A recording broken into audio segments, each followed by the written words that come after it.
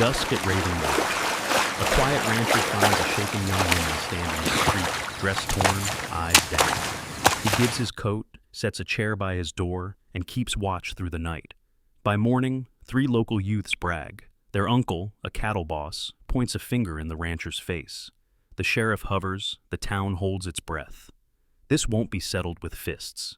It will be settled in daylight, with chalk on a sleeve, a torn thread, and a ring that tells the truth. When power leans on the law, what will one quiet man do? The last light over Raven Wash came soft and copper, laying a hush across the low hills and the thin ribbon of creek. Jonah Hale reined in at the crossing, listening to the water speak its small language over stones. He'd meant only to count the strays before night settled. Instead, he saw movement in the shallows. One figure, still as a fence post, dress torn high at the thigh, bare feet planted in the cold stream. She didn't look up. Her hands were folded to her ribs, knuckles white. Mud streaked the hem, and her shoulders trembled once, then went rigid again, like a horse trying not to show it was spent. Jonah slid down from the saddle without a word. He kept his eyes on the cottonwoods and the far slope, the way a man does when pride needs shelter. He shrugged off his coat and held it out. "Cold comes on quick," he said, voice low. "You can take this." Her lips moved. "I'm fine." "Folks say that when they ain't," he answered. He waited. The creek whispered between them. At last, she reached for the coat, gathering it close, taking back a piece of herself with the cloth. Her face stayed turned away. "There a place I can take you?" Jonah asked. A breath like a flinch, then a small shake of the head. "All right." He nodded once, not crowding her with questions that could break something delicate. "My cabin's up the rise. Warm stove, clean water. You can rest, leave at first light if that's what you want." Another silence. Finally, the smallest, "Okay." Jonah lifted her easily, careful as if moving a split board that might crack. He set her on the horse and led them up the sandy bank, steady on the reins, a quiet shadow in a quiet dusk. The sky ran out of color as they reached the porch. Inside, the one-room place smelled of coffee and pine smoke. He set a pot on the stove, fetched a blanket, laid it folded at the foot of the bed. "You got privacy," he said, keeping distance. "There's a basin there. You can wash. I got a needle and thread if you want to mend. Food's on in a minute." He paused. "No one's gonna bother you here." Her eyes flicked toward him and away, quick as a sparrow. "Thank you." He ladled stew into a tin bowl and set it on the table, backing off like a man easing a skittish colt. While she ate in small, careful bites, Jonah stepped to the door and dragged a chair to the threshold. He sat, rifle laid across his knees, boots planted. Coyotes called far off. The wash kept its hush. A long while passed. The lamp threw a soft circle against the log walls. She finished the stew, stitched in small, neat bites at her hem, then lay down on top of the quilt, coat still around her. Jonah didn't look in. He watched the yard, the corral, the black line of the hills, listening the way a man learns to when the world has edges. In town, under the yellow porch lamps of the copper lantern, Matt Crowell tilted his chair back and let his voice carry. Rory and Tate laughed too loud. Men at the bar stared hard into their glasses. Pride and liquor make a sour mix, and the boys had both. No one there was brave enough to tell them to hush, not with Vance Crowell running freight through half the county and paying tabs when it suited him. Vance's name reached farther than his shadow, and he liked it that way. "Just boys having fun," Mac said, twirling his hat. On his finger, a ring flashed one quick blue wink when it caught the light. The barkeep wiped at a clean spot and made himself small, back at the cabin. The night folded thicker. Jonah shifted once, rolling his shoulders. He wasn't young anymore. The chair creaked, but his hand stayed quiet on the rifle. He didn't love the thing. He just respected what it could do, and more, what holding it meant for the person trying to sleep 10 steps away. Sometime after midnight, the horses in the corral stirred, a restless shuffle and a soft, anxious snort. Jonah stood, slow, letting the legs wake. He eased off the safety loop on the rifle and stepped to the edge of the porch, letting his eyes work. A breath of wind moved the sage. Somewhere out there, leather whispered against wire, then was still. Jonah raised the rifle, pointed it at the sky, and fired once. The sound cracked the night open and rolled the hills. Silence rushed back in. A beat later, faint hoofbeats pattered away along the wash, quick and guilty. He waited, counting. 10, 20. The dark sealed shut, clean as a stitched seam. He set the rifle across his knees again and sat the rest of the night while the lamp guttered down. At first light, Jonah walked the corral. A gate hung not quite true.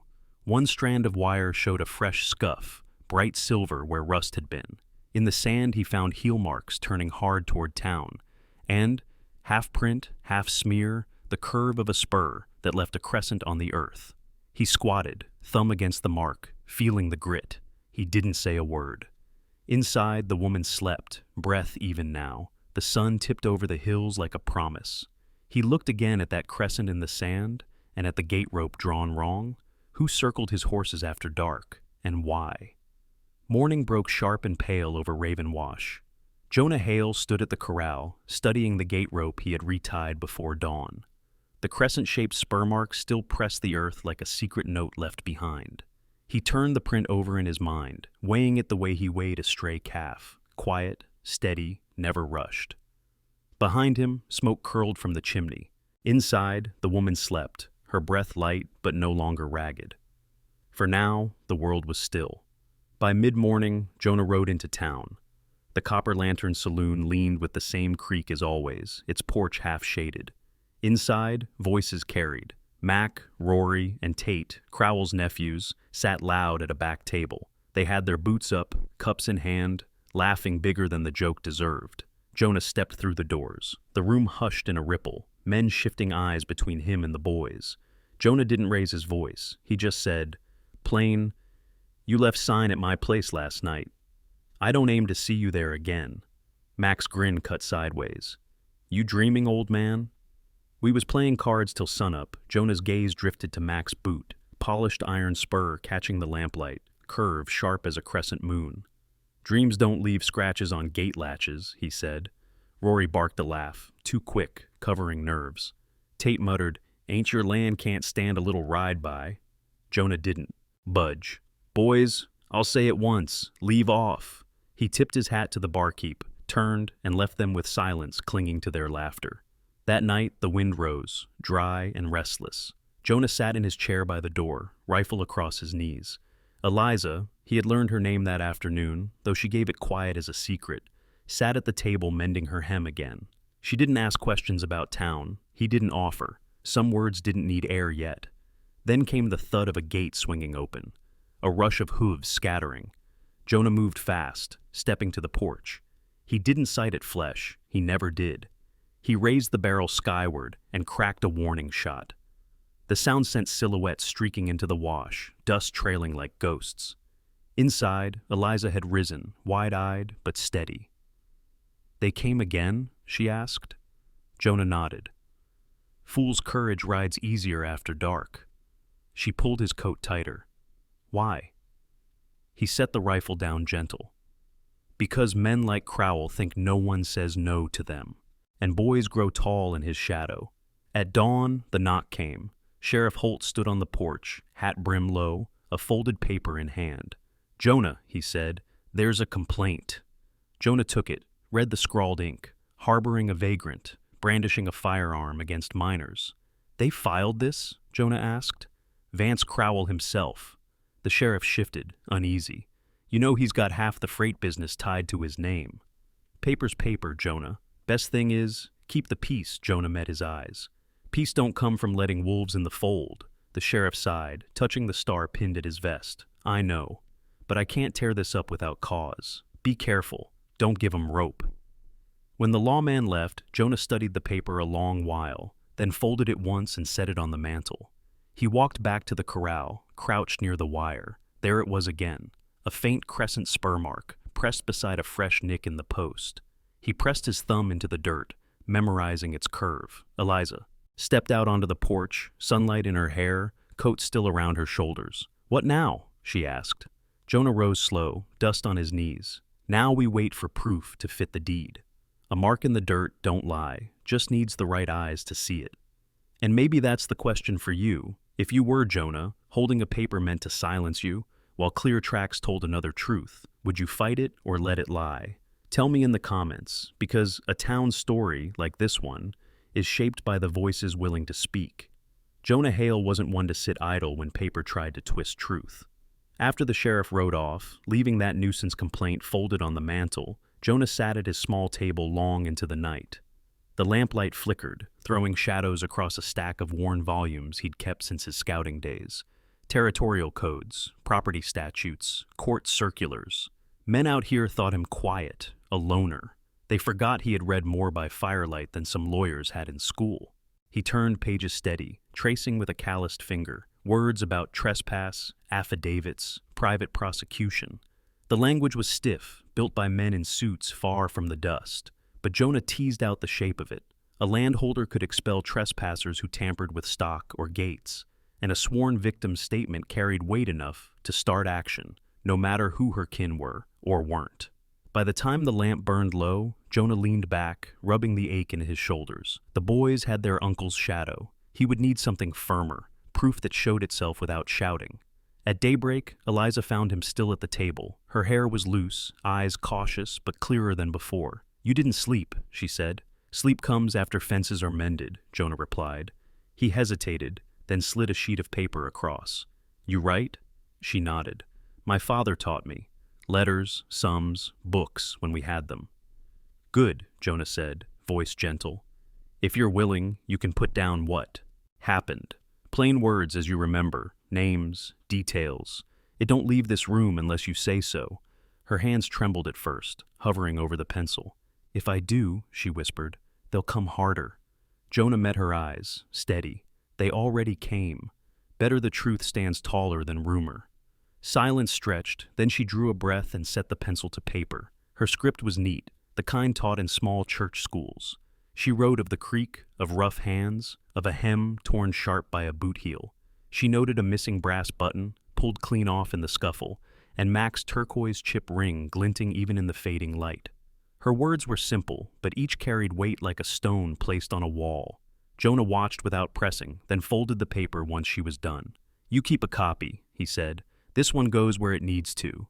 Later, out by the corral, Jonah crouched again by the latch. He studied the scratches fresh on the iron, thin arcs that matched a spur's curve. He pulled a small ledger from his pocket, a habit left over from Army supply days, and sketched the marks with a stub of graphite. Side by side with Eliza's statement, it painted a picture clearer than his voice ever could.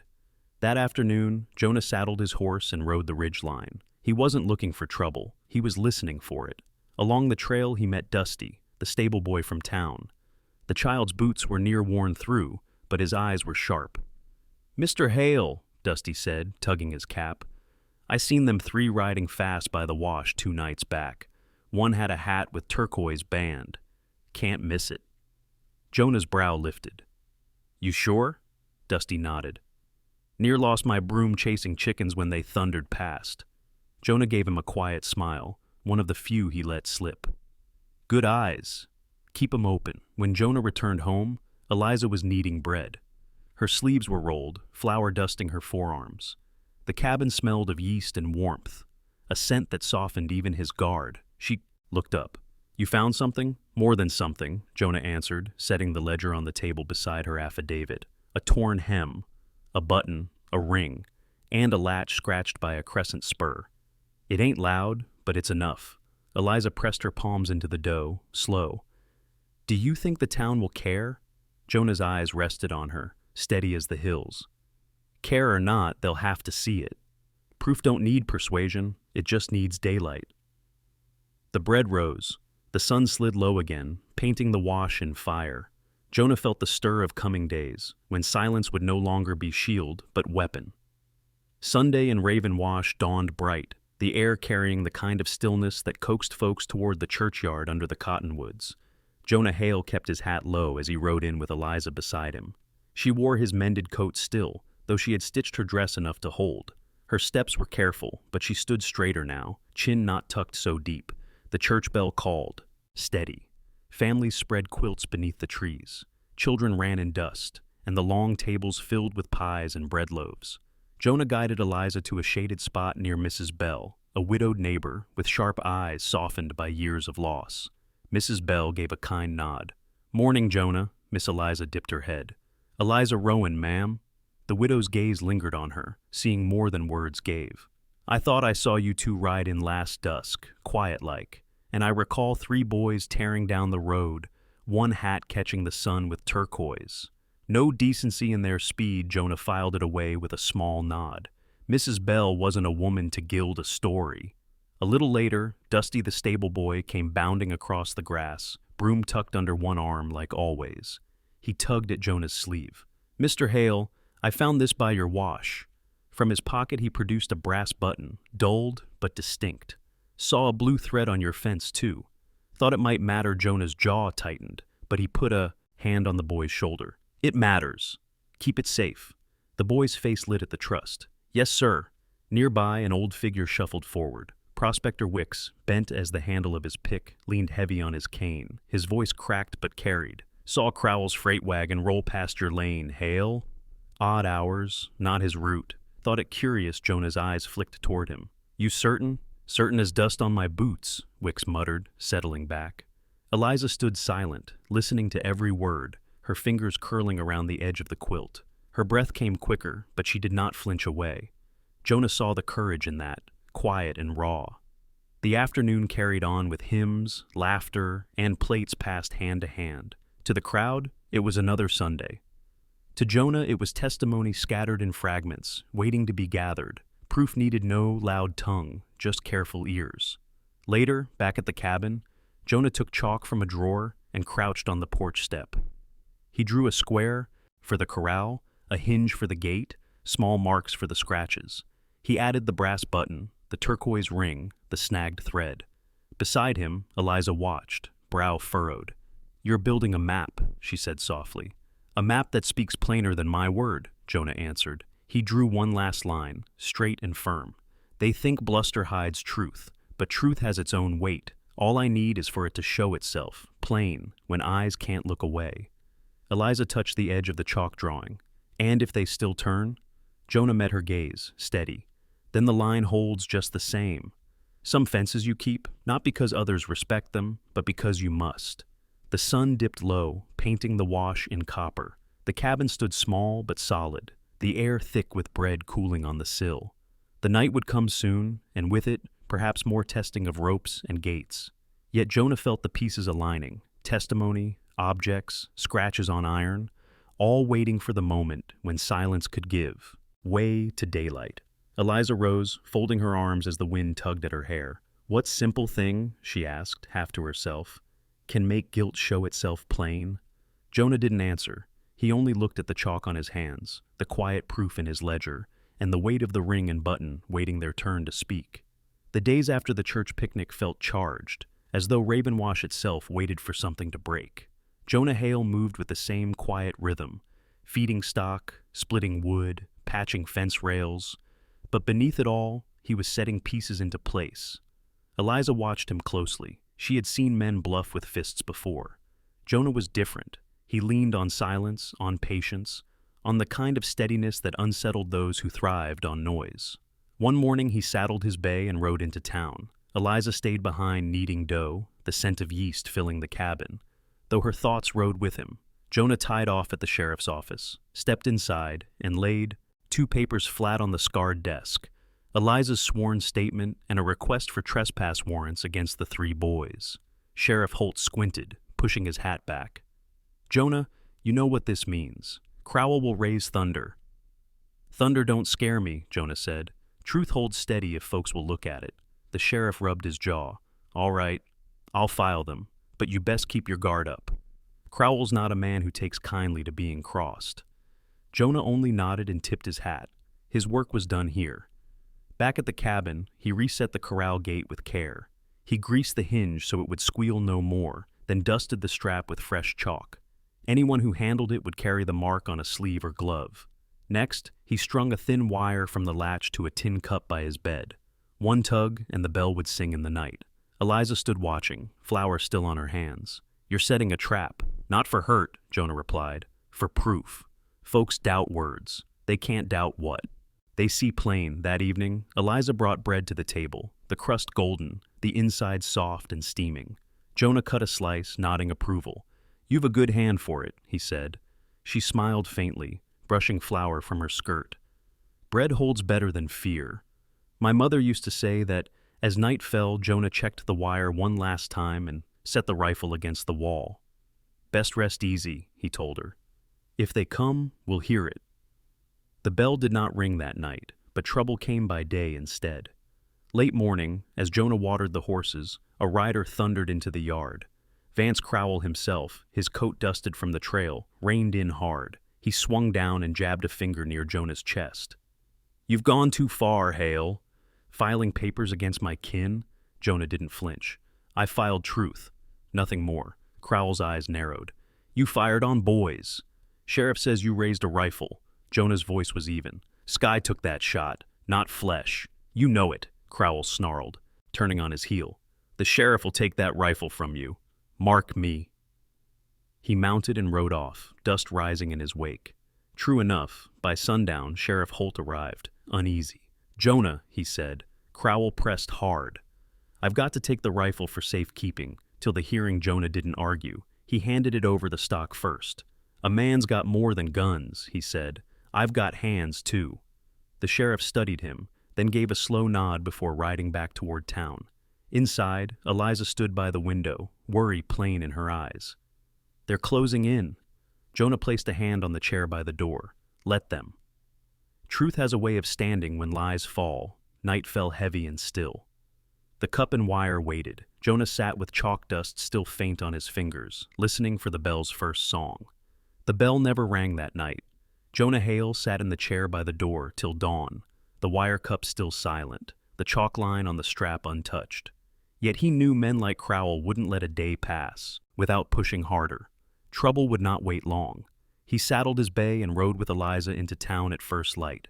She wore the coat still, but she walked with steadier steps, carrying a basket of bread she meant for Mrs. Bell. Jonah admired that, strength rising in her, piece by piece.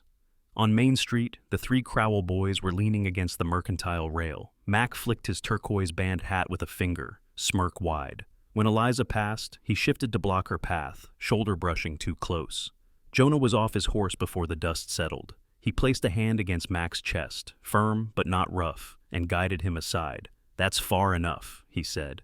Mac sneered. "You think you're her keeper now, Hale?" Jonah's eyes stayed steady. "I think no woman should be jostled on her way to church or store." "That's all." Rory barked a laugh, and Tate muttered something sharp, but Jonah ignored them. He turned to Eliza. "Go on inside." She obeyed, shoulders square though her hands trembled at the basket's handle. It was then that Vance Crowell stormed from the saloon, voice booming. "Assault!" he bellowed, pointing a finger that shook with fury. "Sheriff, you saw it. He laid hands on my nephew." Sheriff Holt had been standing across the way, arms folded, jaw tight. He hesitated, the weight of politics heavy on his badge. Crowell pressed harder, his words like a hammer. "You're sworn to uphold the law." "Arrest him." The sheriff's shoulders sagged. He stepped forward, eyes meeting Jonah's. "Jonah, I don't like this, but I've got to put you in the cell. Overnight only, no chains. Just till tempers cool." Jonah nodded once, unflinching. "Do your duty, Sheriff." He handed the reins of his horse to Dusty, who had crept from the stable to watch. "See him watered," Jonah told the boy. Dusty nodded, eyes wide. The walk to the jail was quiet, townsfolk watching from porches and windows. Inside, the cell was bare. Iron bars, a wooden bunk, and a tired clock ticking slow on the wall. Holt locked the door with a sigh. "I'll see this don't go farther than tonight." Jonah settled on the bunk, leaning back against the wall. He felt no shame, only the weight of patience. An hour later, Eliza came with a cloth bundle. She slid it through the bars, hands steady. "Bread," she said softly, "and coffee." Jonah accepted it, nodding thanks. Her presence mattered more than the food. She lingered, eyes searching his face. "Does it feel like they're winning?" she asked. Jonah broke the bread in half. "Winning's not about noise. It's about what holds after the noise dies." Before she could answer, a small figure slipped through the door, dusty, breathless, clutching a folded rag. "Mr. Hale," he whispered, "I swiped this from the saloon rail." He unwrapped it to reveal Mac's turquoise band ring, the one Jonah had marked in his ledger. On the cloth beside it lay a sleeve scrap dusted with chalk smear. Jonah let a rare smile tug at his mouth. "Good eyes, boy. You've got a sharper hand than men twice your age." Dusty grinned, proud. "I figured proof matters more than talk." Jonah nodded. It does. Now go on before you're missed. The boy scampered off, leaving the cell quiet again. Jonah turned the ring over in his hand, the chalk trace still visible, then laid it atop his ledger sketch of the latch. Piece by piece, the wall was being built. Outside, Main Street bustled, unaware that a trap had already sprung, not with violence, but with patience and small, steady acts. Jonah leaned back against the wall, closing his eyes for a moment. Tomorrow, the town would have to look where they'd refused to see. Morning sun climbed high and hot over Raven Wash, burning the dew from the church roof and sending dust curling off Main Street. Sheriff Holt stood square in front of the jailhouse, hat brim pulled low, voice carrying. Folks, gather round. We'll have a hearing here and now. Too much talk has festered. Time for light on it. The crowd thickened. Ranch hands, merchants, women clutching children's hands.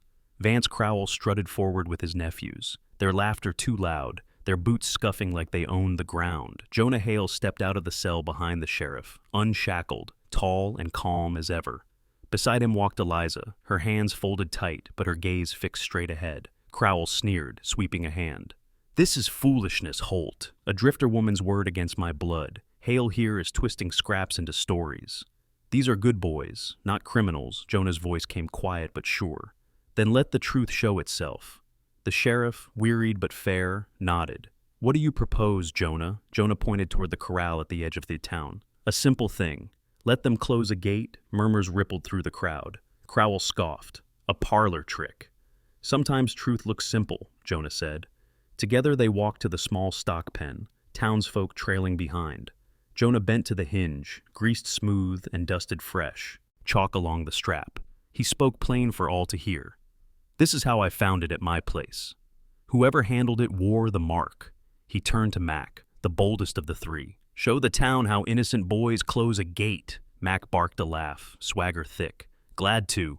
He swung the gate shut with a flourish. The crowd leaned in and gasped. A white stripe of chalk streaked bold across his cuff.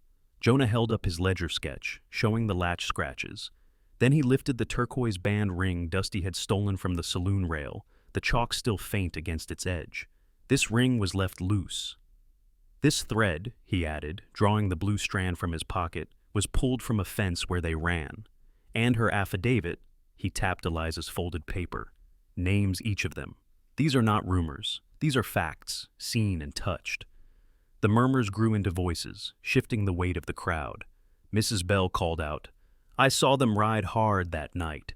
One with a turquoise hat band, Prospector. Wicks raised his cane. Crowell's wagon was where it had no business being. Dusty piped up, broom in hand. And I found that button by the wash.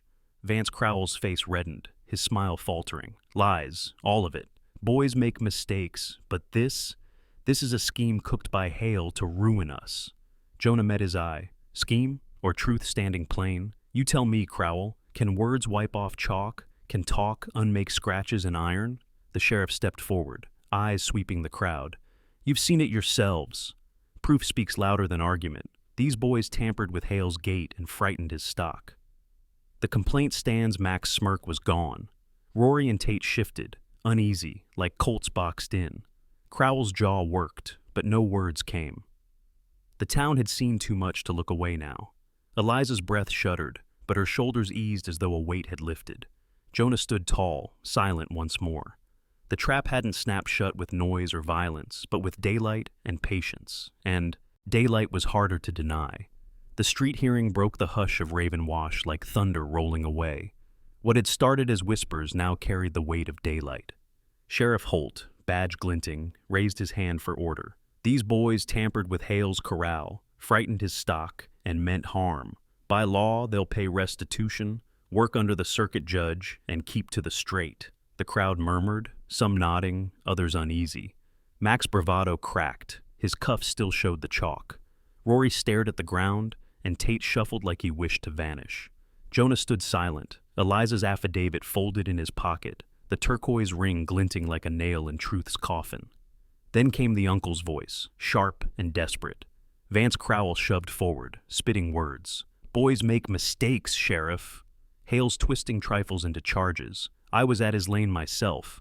The sheriff's brow lifted. You admit it? Crowell's mouth snapped shut too late. Holt seized on it, voice iron. Then, "You tied yourself to the tampered gate. That makes you complicit," gasps Rippled. Crowell's face burned crimson, sweat slicking his temple. The circuit judge, gray and stern, stepped forward. "Mr. Crowell, your freight license is suspended 30 days. You've meddled where you had no right," Crowell sputtered, but found no footing. The town had seen enough. For once, power bent, if only slightly. Jonah tipped his hat, quiet as always. "That's all I asked. That truth be seen." Eliza stood taller beside him, her hands clasped firm. For the first time since the creek, her eyes met the crowd's without flinching.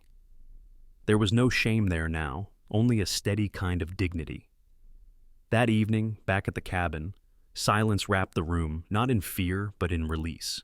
Jonah stoked the fire while Eliza laid bread on the table. For once, the chair by the door sat empty, rifle resting in its rack. She broke the quiet with a half smile. "I thought it would feel like victory. Instead, it just feels lighter." "Truth don't roar," Jonah said, ladling stew. "It lifts weight, that's all." They ate in the hush of crickets. When the meal was done, Eliza stepped outside, bare feet brushing grass. Jonah followed, standing near but not close. She gazed across the field where seed furrows cut dark lines in the soil. "I never thought of this place as mine," she whispered. "Maybe it ain't about owning," Jonah said.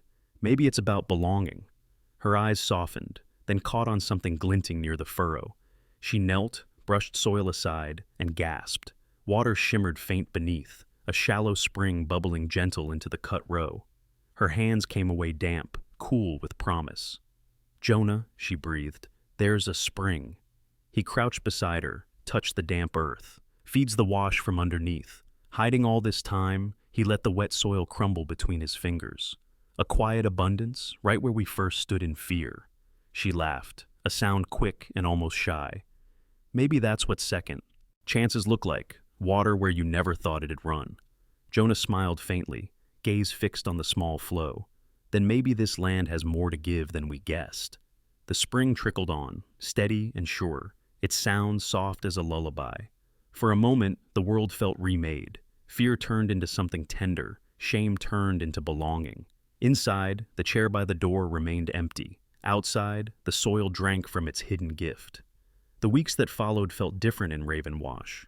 Trouble no longer prowled Jonah Hale's gate. The boys, fined and ordered to labor under the judge's eye, spent their days mending other men's fences and sweating under honest sun. Crowell's freight wagon sat idle, his temper worn down by consequence. For the first time in years, the town carried itself quieter, like a storm had passed, but left the air clean. At the cabin, life settled into rhythm. Jonah still kept the chair by the door, but the rifle stayed in its rack. His eyes turned more often to the spring. Eliza had uncovered, the water-feeding rows of beans she planted neat along the furrow. He watched her kneel in the soil, sleeves rolled, hair loose, laughter sometimes escaping her lips when a breeze lifted the young shoots. One evening she looked up from her work. "You gave me more than shelter," she said. "You gave me the space to stand again." Jonah leaned on the fence rail, sun at his back. "I didn't give it. You took it, piece by piece." That's the stronger way the barn smelled of hay and oil, the cabin of bread cooling on the sill. Eliza baked more now, sharing loaves with Dusty and Mrs. Bell. Folks stopped whispering when Jonah and Eliza rode into town together, heads high. The sheriff kept his word, holding steady against Crowell's bluster. What gossip remained dried up against paper. Eliza's work agreement signed neat, her wages recorded in ink. She wasn't a secret burden. She was a partner by choice. One afternoon, Jonah showed her how to sight a rifle, his hands steadying. Hers. Not for pride, he told her, only for need. She nodded, eyes focused downrange, understanding that self-respect could be as strong as steel. Later, as the beans climbed, Eliza turned to him. "This place feels different now. Not just yours. It was never just mine," Jonah said. He looked out across the land, the light fading to gold. "A cabin's only wood till someone calls it home." Eliza's smile carried the kind of ease born from scars that no longer ruled. She brushed soil from her palms, gazing at the spring that burbled quiet. "Funny, isn't it? That water was always here, waiting. Like it knew we'd need it." Jonah's eyes softened. "Some things hide till you're ready to see them." That night, lamplight warmed the cabin walls. The chair by the door sat empty. Jonah and Eliza ate in peace, bread and stew shared without fear shadowing the table. When the crickets sang outside, Jonah finally let himself breathe full, shoulders loose, heart lighter than he'd known in years. Mercy had stood its ground, not loud, not vengeful, just steady. And in that steadiness, a life had been built. And maybe that's the heart of it, mercy with a backbone, patience that outlasts swagger. If you were Jonah, holding the line with nothing but truth and quiet resolve, how would you have faced those boys and their uncle? Tell me in the comments. And if stories of second chances and steady hands speak to you, share this one or subscribe for the next trail we'll ride together.